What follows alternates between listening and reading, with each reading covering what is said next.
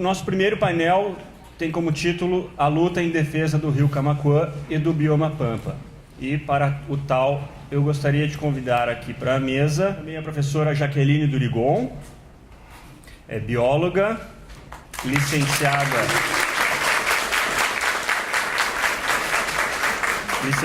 pela Universidade Federal de Santa Maria, mestre e doutora em Botânica pela Universidade Federal do Rio Grande do Sul. Atualmente é professora adjunta na Federal do Rio Grande, atuando nos temas conservação natural e cultural do bioma Pampa, florística e ecologia de trepadeiras, ensino de ciências na educação do campo. Bom, boa tarde a todos e a todas. Então, eu sou a Jaqueline, eu sou atualmente docente, né, da FURG do campus de São Lourenço do Sul.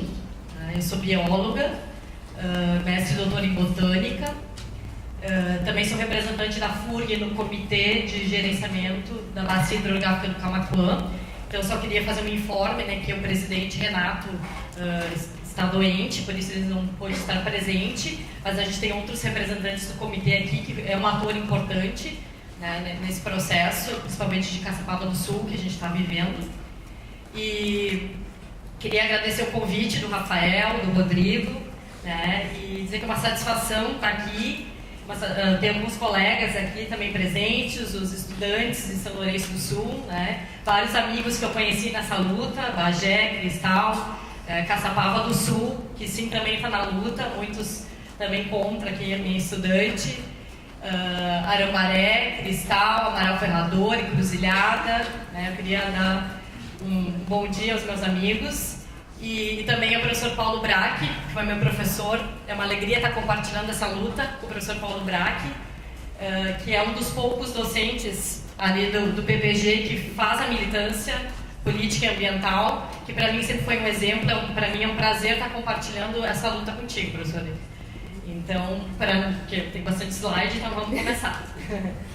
Bom, pessoal, então eu queria começar a minha fala com essa notícia, né, que talvez trouxe para mim grande mídia, né, em nível nacional, a questão da mineração, que foi a extinção, né, da RENCA, da Reserva Nacional do Cobre e seus associados, pelo governo Temer, né. Então colocou a pauta da mineração no cenário nacional, né. A gente já vinha discutindo aqui no Rio Grande do Sul há 1 ano, 2 anos mais ou menos, com esse grupo, principalmente que está aqui presente, né, de Bagé e todos os municípios vizinhos. Mas a pauta da mineração, então, ganhou um espaço na grande mídia com esse decreto do governo Temer de extinção dessa reserva, né? Então, essa reserva é uma reserva que tem áreas de exclusão de mineração, onde não pode haver mineração, e áreas onde o Estado, né, poderia explorar no momento que achar adequado, poderia explorar essas reservas, né?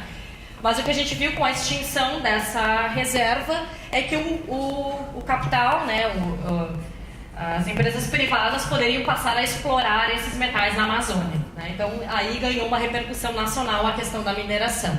E vocês vão ver que esse fato da RENCA, né, ele se reflete, ele foi num cenário nacional, mas a gente vai ver vários fatores que se compartilham no cenário estadual, né, no cenário brasileiro, né, no cenário da América Latina, Brasil e do nosso estado. Então, vários elementos são parecidos, né? A RENCA, por exemplo, é um local de alta biodiversidade, né, com várias populações indígenas, populações tradicionais, né, pode passar, onde a gente já tem vários problemas, né, de falta de fiscalização, né, a gente tem, ali não deveria haver mineração, mas já há contaminação de mercúrio em áreas que não deveria haver mineração. Então, ao invés do governo fortalecer, né, os instrumentos de fiscalização, de gestão, né, ele se afasta, né, ele abre mão da tutela de um bem coletivo, né, em prol do mercado, né, em prol do capital, né. Então, pode passar. A gente sabe que há cerca de 3 mil garimpeiros ilegais na área da RENCA, né, isso é uma reportagem. O governo diz que ninguém nunca reclamou dessas irregularidades, então não havia por que se preocupar, né, aqui dizendo nessa reportagem. E, na verdade, o que estava se tentando fazer, segundo o presidente Temer, é que se tentava legalizar o que já acontece de maneira clandestina, né? Então, se tenta regularizar algo que é ilegal, né, extinguindo uma reserva. Então, essa é a política que está pautando a questão da mineração e outras questões no Brasil, que vai se repetir em várias escalas, né, em vários cenários, como eu vou mostrar para vocês. Então, a gente sabe que esse decreto foi revogado, né, mas o governo não descarta debater o fim dessa reserva no futuro, como já aconteceu. Teve outras reservas também extintas, mas que houve então muito debate, muita discussão, né, muita polêmica. O governo voltou atrás anos passados e agora retoma, né, a extinção de outras reservas que não arrancam. Então isso pode voltar em discussão, apesar de ter sido revogada essa extinção. Pode passar. Então esse cenário aqui, a Adriana mostrou o cenário na América Latina, né? Então esse aqui é um mapa, pessoal, retirado do site do DNPM, Departamento Nacional de Produção Mineral, tá? Então esse é o mapa do Rio Grande do Sul e todos esses quadradinhos verdes, azuis e vermelhos são áreas, né, de prospecção de mineração aqui no estado. São áreas que estão sendo pesquisadas em vários níveis de andamento de processos de mineração, né? Se pretende extrair ou já está se extraindo, são vários projetos. Então vocês imaginem se todos esses projetos pretendidos sejam liberados, tá? Então o nosso estado vai virar um verdadeiro canteiro de mineração. Então é isso que eu quero mostrar para vocês. Eu vou falar do projeto Caçapava do Sul, mas não é só esse projeto, né? São vários projetos que a gente tem aqui no estado. Então assim como a Adriana mostrou na América Latina, aqui eu fiz um zoom, né, então, do Rio Grande do Sul. Pode passar. Eu quero só citar 3 projetos principais, que são 3 projetos que já estão divulgados na mídia, né, que estão em andamento no estado. São 3 projetos de empresas diferentes, de competências diferentes, né, e de metais e minerais diferentes. A gente tem o projeto 3 Estradas, em Lavras do Sul, o projeto Caçapava do Sul, em Caçapava do Sul, e o projeto Retiro, em São José do Norte. Pode passar. O projeto Retiro, ele é de competência do IBAMA, né? Como é que é o nome da empresa agora? Rio Grande Mineração. Obrigada, Cris. E pretende extrair, então, titânio e zircônio numa área de extrema fragilidade ambiental e com várias populações tradicionais de pescadores e plantadores de cebola, né, que é entre a Lagoa dos Patos e o Oceano Atlântico, uma área extremamente frágil, né, onde as pessoas têm plena clareza, né, do que é esse projeto e repudiam esse projeto. As populações locais não querem, né. Recentemente a gente teve uma audiência pública lá em São José do Norte, né, onde várias pessoas aqui estiveram presentes, né, para denunciar esse processo, para o qual já foi feita a liberação da licença prévia, que é o primeiro passo, né, do licenciamento ambiental, que tem 3 momentos. A licença prévia já foi concedida, o IBAMA já concedeu a licença prévia para essa extração, né, mas a luta ainda não terminou. Alguns professores da FURG lá de São Lourenço estiveram na área pretendida para a lavra, e o que a gente observou é que, novamente, vocês vão ver que os estudos de impacto ambiental não revelam a realidade. A gente encontrou áreas de preservação permanente, exatamente na área de lavra, né, vários banhados, né, várias áreas extremamente frágeis, várias espécies ameaçadas de extinção, que estão na lista da flora ameaçada de extinção, com grandes populações lá. Então a gente esteve exatamente na área de lavra, que são 30 quilômetros de extensão em duna, em banhado. Né, então uma área extremamente frágil, e não só falando da parte ambiental, mas também várias populações de pescadores, né, e agricultores familiares que vivem ali. Pode passar. Bom, o projeto 3 Estradas, em Lavras do Sul, é de competência da FEPAM, do órgão estadual, né, de proteção ambiental. O EIA-RIMA, o Estudo de Impacto Ambiental, acabou de ser protocolado na FEPAM, faz uns 20 dias que foi protocolado. A gente ainda não teve acesso a esse estudo. É um projeto da Águia Metais, que pretende extrair fosfato e calcário na região de Lavras do Sul. Tá? Esse a gente tem menos informações, mas a gente sabe então que o fosfato ele vai ter um direcionamento para as empresas de fertilizantes em Rio Grande, né? Então se pretende extrair esse fosfato e esse fosfato vai ser direcionado para essas empresas, e também calcário.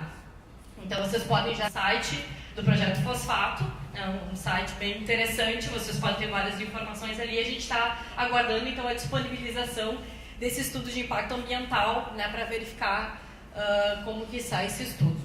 Pode passar. E, finalmente, o projeto Caçapava do Sul, sediado no município de Caçapava do Sul, que é de competência análise, é de competência da FEPAM.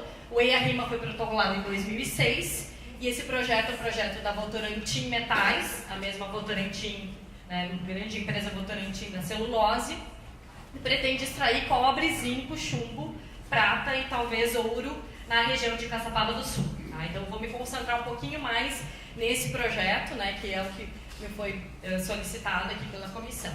Mas também a Votorantim continua fazendo prospecções na região, né? Então aqui o Facebook da Prefeitura de São Gabriel, onde a Votorantim está fazendo nesse momento, nesse mês, vários sobrevoos na região de São Gabriel, também para fazer prospecção, né, para extração marinha. Então ele pretende expandir, né, uma onda de expansão desses projetos no Rio Grande do Sul e no Brasil.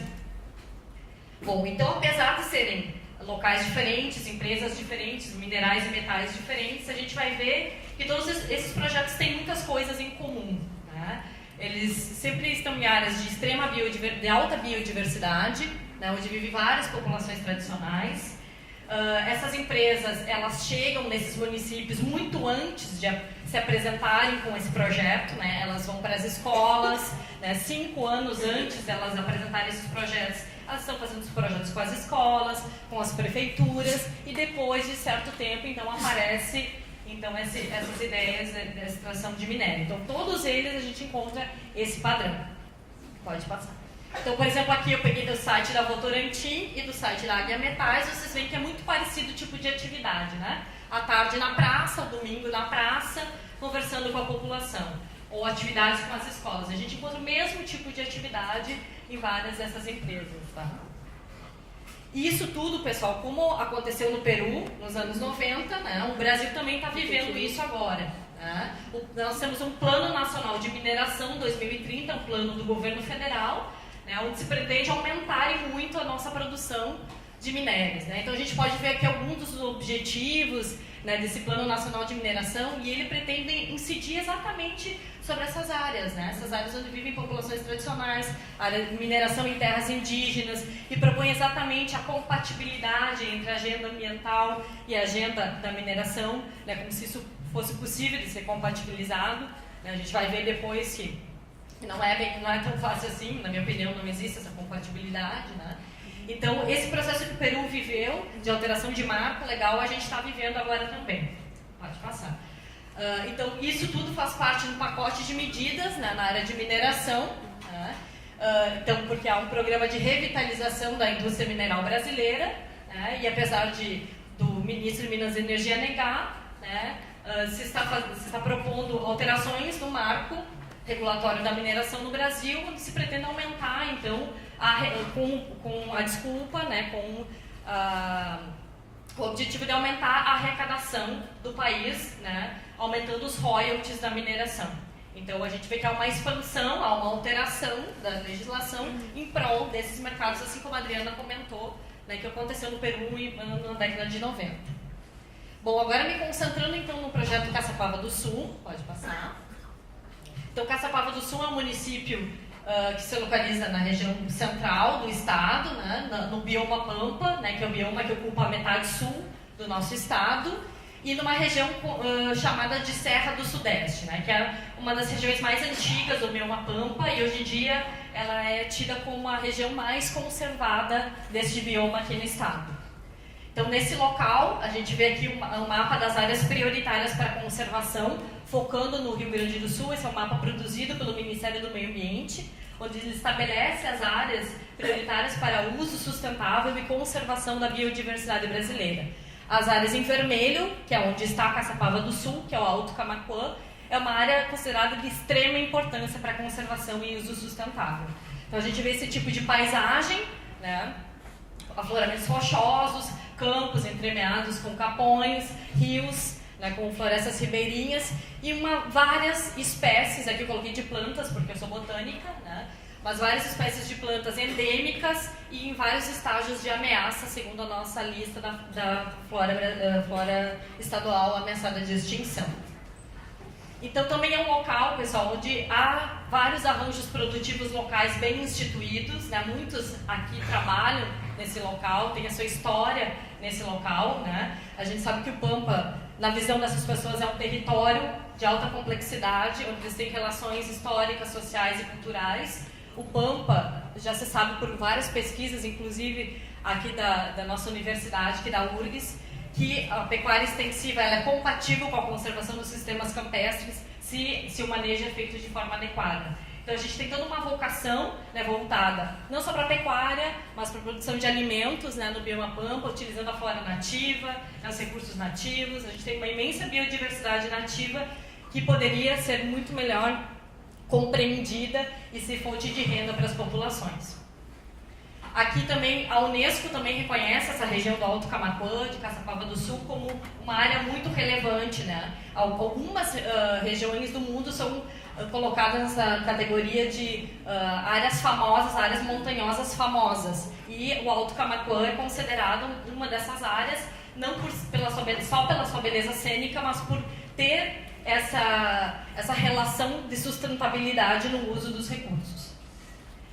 Bom, eu trago aqui a resolução do CONAMA 01 de 86, né? Porque então a mineração ela é uma atividade potencialmente causadora de significativo impacto ambiental. Então, se necessita fazer um estudo de impacto ambiental, ela tem que passar por um processo de licenciamento ambiental. E essa resolução diz, né, que quando a gente tem esse tipo de empreendimento, quando se vai calcular a área de impacto desses empreendimentos, a gente tem que considerar toda a bacia hidrográfica onde está situado esse empreendimento. Então, que bacia hidrográfica está localizada em Caçapava do Sul? Então, Caçapava do Sul faz parte da bacia hidrográfica do Rio Camaquã, que é uma das bacias hidrográficas litorâneas aqui do estado, pode passar, onde estão incluídos, total ou parcialmente, 28 municípios.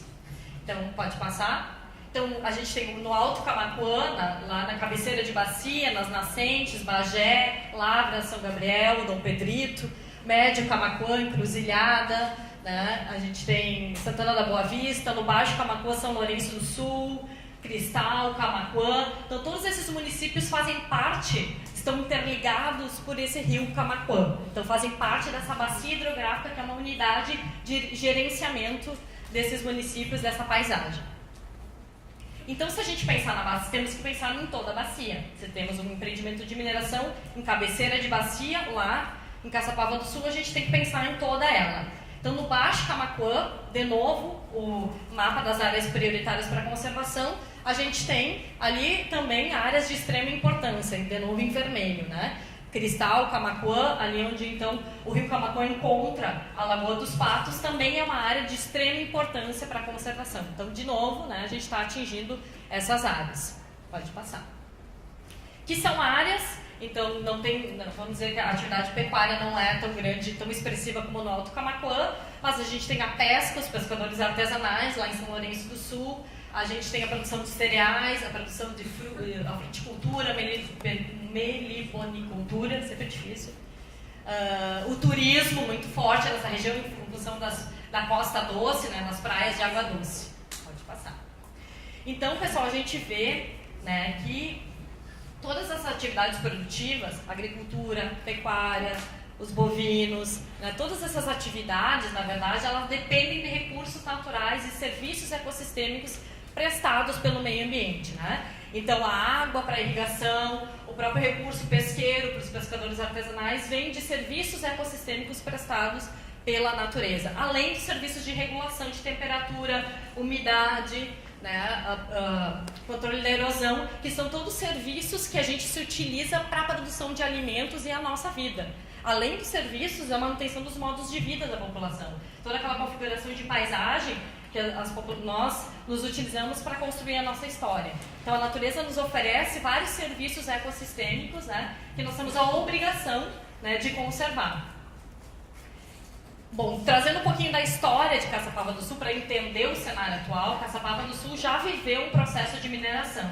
Né, em Minas, no Camaquã, distrito de Caçapava do Sul, onde no início do século XIV, a gente chegou a ter 5.000 habitantes em torno de uma mineração de cobre, né, em Minas do Camaquã. No seu fechamento, essa vila de Minas do Camaquã, que chegou a ter hospital, escola, alojamento, no final, no seu fechamento, chegou a 600 habitantes. Então, um grande declínio populacional, econômico, um grande êxodo que houve ali na região. E hoje, pode voltar, pode. E hoje a paisagem que a gente encontra em Minas do Camaquã é essa, uma paisagem lunar, alterada, contaminada, solo contaminado, rejeitos de mineração, não recuperação das áreas degradadas. Aqui a gente vê rejeitos, né? Várias espécies exóticas invasoras se proliferando, pinos ali, né? Sendo uma fonte então de contaminação, na verdade, para a vegetação nativa, um lago totalmente contaminado, azul, com algumas iniciativas de turismo numa área extremamente degradada. É isso que ficou em Minas do Camaquã. Não ficaram riquezas para o município de Caçapava do Sul, ficou um grande passivo ambiental. E esse novo projeto, né, projeto da Votorantim, que é uma holding com a IAMGOLD, que é uma empresa canadense, né, como vocês muitos acadêmicos aqui sabem, eu sou Ouro, IAMGOLD, é uma empresa canadense especialista, né, na extração de ouro. Né, apesar do ouro não estar assim na mídia como se eles fossem explorar ouro, não é o principal deles. Eles dizem que o ouro não é economicamente viável se extrair do ouro na região no momento, né, mas futuramente pode ser que sim. O que eles pretendem minerar em Caçapava do Sul é principalmente chumbo, zinco e cobre. Né? São todos metais pesados e o chumbo, por exemplo, é um metal pesado que não tem nenhuma atividade biológica. Né? Nenhuma planta precisa de chumbo, nenhum animal precisa de chumbo, ao contrário. O chumbo é reconhecido pelo seu poder tóxico, bioacumulador, né? E pela contaminação pelo mundo inteiro. Tá? Então esses são os três metais pesados principais que eles pretendem extrair em Caçapava do Sul. E aqui é a área, então, onde essa área em vermelho, né, é onde vão estar as cavas, as estruturas, né, onde não vão estar, né, na verdade, não vão estar, mas que pretendem estar. Se localiza a 800 metros o curso principal do rio Camaquã. Né? Isso a gente considerando os tributários. Né? Vocês vão ver depois que várias das pilhas de rejeito da mineração estão sobre vários cursos d'água que desaguam no Camaquã. Mas o empreendimento estaria a 800 metros do rio Camaquã, que está o curso principal do Camaquã, que corta então o bioma Pampa e chega até a Lagoa dos Patos. Pode passar. Então seriam feitas 3 cavas, né? Dinamitado, 3 buracos, né, Adriana? 3 cavas a céu aberto. E grande parte desses materiais que a Adriana colocou, quando tu faz essa dinamitação, grande parte é rejeito. Né? Por exemplo, de chumbo, cada 1 tonelada, 90% é rejeito. Então esses rejeitos vão ser empilhados na paisagem, vão ser integrados à paisagem ali de Caçapava do Sul e deixados ali para a eternidade. Não vão ser levados para nenhum lugar, não vão ser enterrados em nenhum lugar, vão ficar empilhados na paisagem ali, integrado à paisagem local. Bom, para onde vão esses metais? Né? O chumbo principalmente vai ser escoado via Porto de Rio Grande, então a cada 40 minutos vão sair grandes caminhões, que um caminhão de mineração não é um caminhão normal, um caminhão muito maior. Então a cada 40 minutos vai sair um caminhão lá de Caçapava do Sul e vai até o Porto de Rio Grande para levar esse chumbo para a Bélgica e para a China. Então o principal é o chumbo e o chumbo vai via Porto de Rio Grande. Então, além do impacto em Caçapava, a gente tem todo o impacto nessa estrada e até chegar ao Porto de Rio Grande, o impacto no porto e afins. Então, todos esses metais vão para fora, nada vai ficar aqui. Pode passar.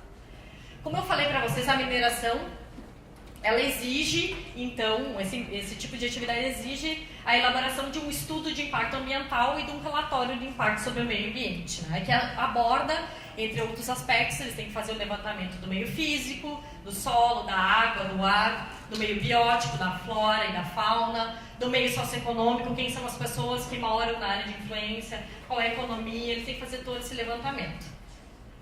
E esse levantamento, né, o que vai ser pesquisado é ajustado com o órgão ambiental em um termo de referência e esse estudo tem que ser publicizado e levado a audiências públicas. Então, só para mostrar para vocês, né, a Votorantim, em 2016, ela protocolou o EIA-RIMA, mas ela já está em Caçapava do Sul desde 2008, né, fazendo trabalhos nas escolas, projetos de gestão e educação. Pode passar.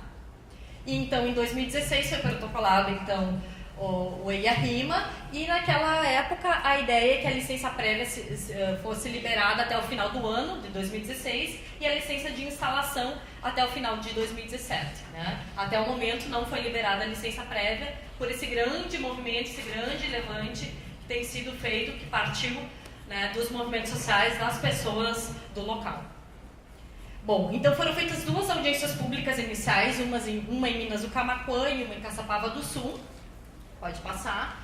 Mas, né, foram apenas 2 audiências públicas onde poucas pessoas puderam ficar sabendo, inclusive pessoas que moravam muito próximo não ficaram sabendo, nós da universidade também não. Então, iniciou-se o questionamento desse processo, né, da legitimidade desse processo, porque ele, na sua essência, exige a participação da população. Por isso que existem audiências públicas, né? Então, todo esse levante se fez abaixo-assinado, na internet ainda está disponível para quem quiser assinar, né? Então, toda essa pressão da população fez com que o Ministério Público Federal exigisse a realização de novas audiências públicas. Pode passar.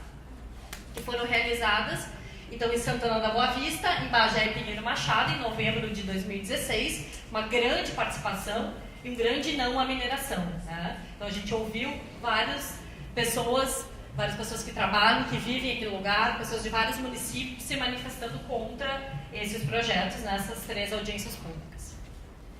Bom, esse aqui são alguns dos volumes do EIA-RIMA, né? Lá em São Lourenço do Sul, a gente se reuniu em um grupo de professores, um grupo multidisciplinar de professores, alguns deles estão presentes, né? A Jéssica, a Tatiana, a Elisa, está aqui presente, a Adriana também, a nossa colega ainda não estava nesse momento, né, mas se juntou à luta, e vários outros professores, a gente se reuniu para fazer uma análise desse estudo de impacto ambiental, né? A gente não foi lá fazer os estudos, isso é obrigação do empreendedor. A gente analisou o estudo que eles fizeram sobre o local, considerando nossos conhecimentos, né, sobre o local, sobre como que tem que funcionar um EIA-RIMA. Bom, então aqui é um grupo multidisciplinar, né, de várias áreas, química, gestão ambiental, oceanografia, biologia, engenharia agronômica e entre outros. Bom, as nossas críticas, né, pessoal, a gente pontuou várias coisas que a gente encontrou nesse EIA-RIMA. Ele é um EIA-RIMA de baixíssima qualidade técnica, né? Um dos principais pontos é o que eu já falei para vocês. Quando se definiu quais as áreas impactadas por esse projeto, não se pensou na Conama 01 de 86. Não se considerou os impactos, né, em toda a bacia hidrográfica, né? Então, todos os estudos de fauna, flora, solo, populações tradicionais foram todos feitos numa área muito pontual, muito pequena, num raio muito limitado, que a gente não pode atestar a viabilidade socioambiental, socioeconômica desse empreendimento, né? Porque a gente sabe que o impacto é muito maior. Então, as áreas de influência, elas não respeitaram a Conama 01 de 86. Pode passar. Pode passar também? Pode passar. Então, só para vocês terem uma noção das áreas que eles consideram que iam ser impactadas, né? Então, a gente tem aqui, são 2 figuras retiradas do EIA-RIMA. Por exemplo, qual é o impacto sobre os solos, a água, né, o meio físico? Eles consideram que a área indiretamente afetada, por exemplo, os impactos dessa mineração vão se propagar somente 3 quilômetros rio abaixo do rio Camaquã, do ponto onde está seria o empreendimento, 3 quilômetros rio abaixo teria impactos na mineração. A partir de 3 quilômetros, esses impactos se misturariam com fatores externos e já não poderia mais se estabelecer o que é o impacto da mineração de Caçapava e o impacto de outras contaminações. Esse é um discurso não só aqui em Caçapava do Sul, mas em Mariana, né, os profissionais que estão trabalhando na avaliação da contaminação em Mariana encontram a mesma dificuldade, né? A empresa diz que não se pode dizer que aquela contaminação é dela e não de outro empreendimento que está próximo, né? Como é que vai provar que é meu esse rejeito, essa contaminação e não é do outro? Então é um discurso que se propaga por vários desses projetos, é o discurso dessas empresas. Então vocês imaginam, eles dizem que 3 km rio abaixo mais os impactos, depois não tem mais impacto. Ou se mistura com outros e a gente não sabe mais. Então é com esse tipo de discurso que a gente está lidando, né?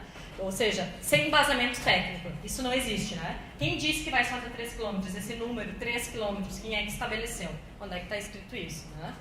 Bom, para o meio biótico não muda muito, né? Eles dizem que os impactos para a flora e para a fauna, por exemplo, não atravessam para outra margem do rio Camaquã. Vai até a margem ali e atravessando o rio, esse impacto não vai impactar a fauna e a flora do outro lado do rio, porque o rio Camaquã é considerado uma barreira física aos impactos. É como se a flora e a fauna do lado do rio onde está o empreendimento fosse afetada, a fauna do outro lado não. Né? Então a gente sabe que não é assim que funciona. Né? Pode passar. E no meio socioeconômico, os 2 únicos municípios onde se acredita que vai ter impacto na economia e nas populações é o município de Caçapava do Sul e o município vizinho, que é Santana da Boa Vista. Né? Desconsiderando todos os arranjos produtivos locais que a gente tem em Bagé, por exemplo, né? Desconsiderando que quando a gente tem, por exemplo, já tem vários estudos mostrando, né, pessoal, que quando tem, por exemplo, uma mineração de metal pesado próximo a um local de produção de alimento. Né? Há vários estudos mostrando que quando há esse tipo de relação, o mercado já se retrai pelo simples fato de haver, nem se precisa ter uma contaminação comprovada, mas só pelo simples fato de haver uma mineração de metal pesado próximo ao local que produz uma carne de alta qualidade, por exemplo. Eu sou vegetariana, mas eu sei que a carne é de alta qualidade. Já se sabe que o mercado retrai isso, né? Porque pode ser que está contaminado esse produto e o mercado já não aceita mais. Então, todos os municípios vizinhos não foram incluídos nesse impacto. Inclusive Rio Grande, que vai receber todo esse escoamento via Porto de Rio Grande, e Rio Grande também não vai ser impactado, segundo o empreendedor. Tá? Então, tudo isso que eu estou falando para vocês, eu retirei do estudo do impacto ambiental que está disponível, né, no site Projeto Caçapava do Sul. Pode passar. Pode passar. Bom, também no estudo do impacto ambiental não se considera os cenários acidentais, né, pessoal? Os cenários de acidente, né, ambiental. Não há planos emergenciais, não há uma modelagem, né, feita para se avaliar se ocorrer um acidente, se ocorrer a contaminação, até onde ela vai se propagar, né, ao longo do rio. Não há essa análise, não há essa modelagem desses riscos. E a gente sabe, no Peru, né, já teve uma mineração que contaminou 10 quilômetros desse rio. Né? A gente sabe de Mariana, né? A gente sabe que a Votorantim teve já minerações de zinco no Peru, não do mesmo modelo, em outros modelos, não o mesmo esse, mas que já contaminou. Então a gente sabe que acidentes, entre aspas, né, acontecem. Então a gente tem que prever, princípio da precaução, né, estar à frente, prever planos emergenciais para isso. Isso não está previsto. Pode passar. Então, só uma brincadeira aqui que não quero que aconteça, tomara que não, mas pode passar. Se houver uma contaminação, vamos dizer, do curso principal do Rio Camaquã, da água, então esses contaminantes podem ir passando, pode chegar então até, passar por todos esses municípios e chegar até a Lagoa dos Patos, onde a gente tem turismo, tem pescador, tem agricultor, né, vivendo daquela água, daqueles recursos naturais. As pescadoras, daqui as minhas alunas. Tá? Pode passar. Então, pode passar, vou passar um pouquinho mais rapidinho. A contaminação aérea também, não há uma análise de como é que se dispersam esses poluentes via ar, né? Pode passar. E quanto ao estudo, propriamente dito, quando a amostragem, desculpa, no estudo, né? A gente viu que a amostragem, a suficiência amostral, em termos técnicos, ela não foi alcançada. Então, na verdade, não foram... as amostras são muito pequenas para te caracterizar a flora e a fauna daquele local, né? Não foram amostrados invertebrados, a vegetação de áreas úmidas, a amostragem foi pequeníssima, ínfima, né?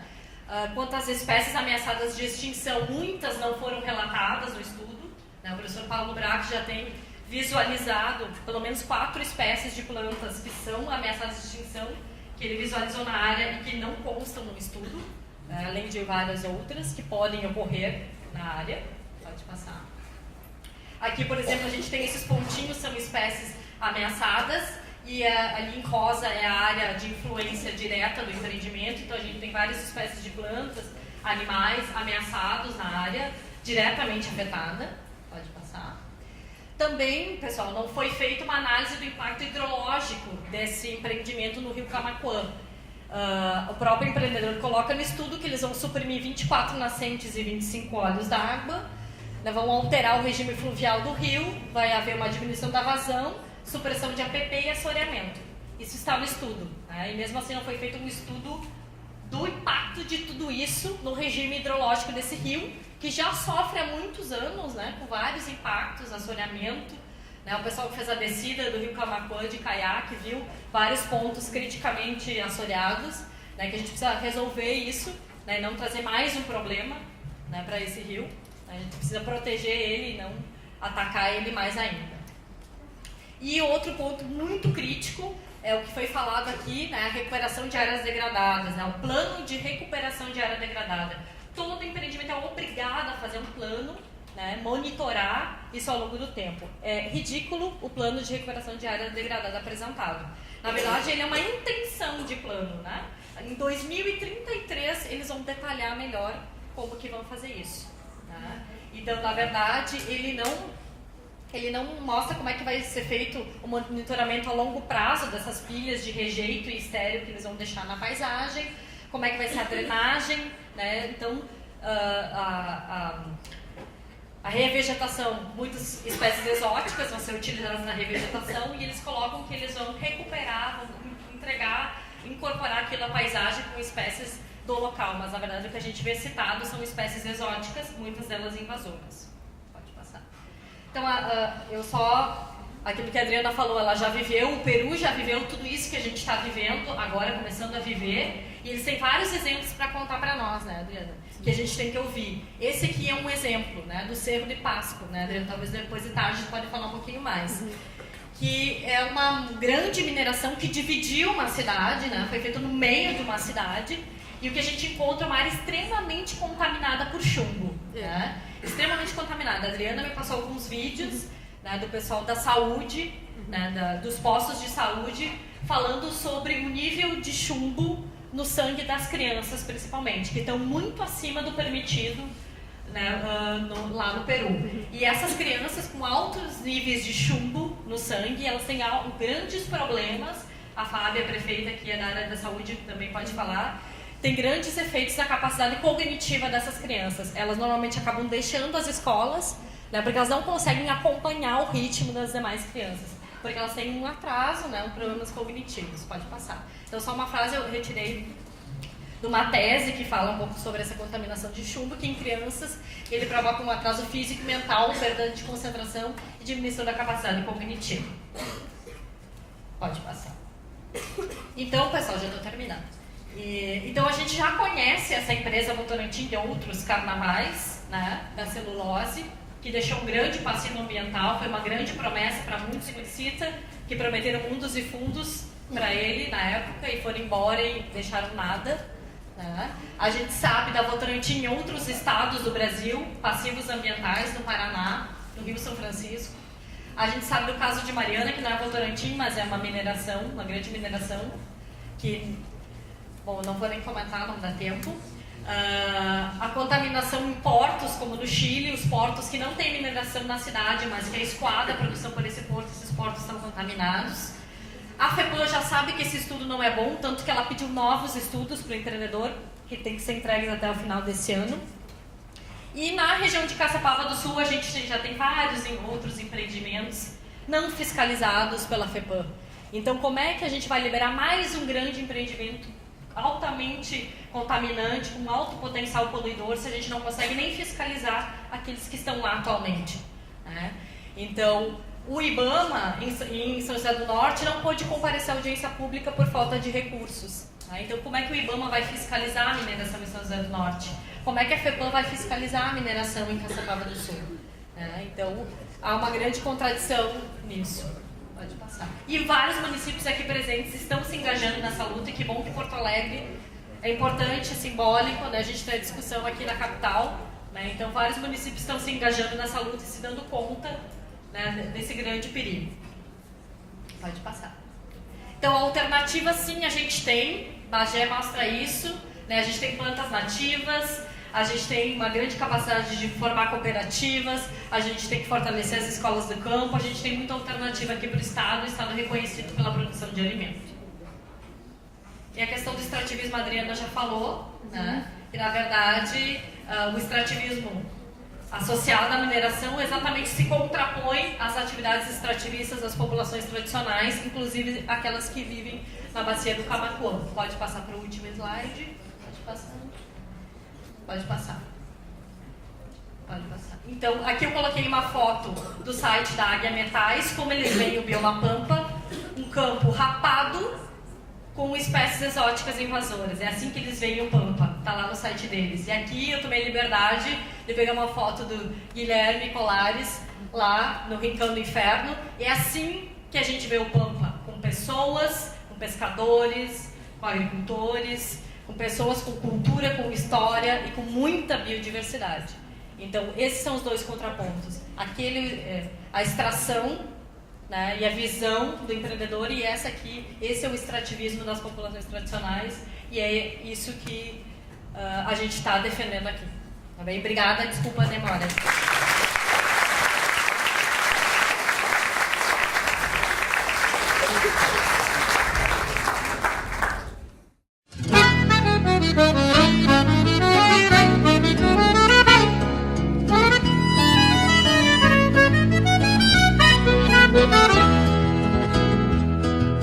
É de vereda, parceiro, que o golpe firma na trança. Se o braço busca distância no estender da canhada, uma terneira bichada que achata cola por conta. Ritual gaúcho na estampa desta querência sagrada. É de vereda, parceiro, com a bota sempre estrivada, que aparta um boi na invernada pra garantir o sustento. Chapéu tapeado com vento, num barbicacho apertado e um peleguito virado nesse fundão mormacento. Salta calando, parceiro, salta calando. Faz um bichinho e afirma a perna no mar. Soca as esporas e afrouxa a boca do pingo, que a zeboada sobra a pata por demais.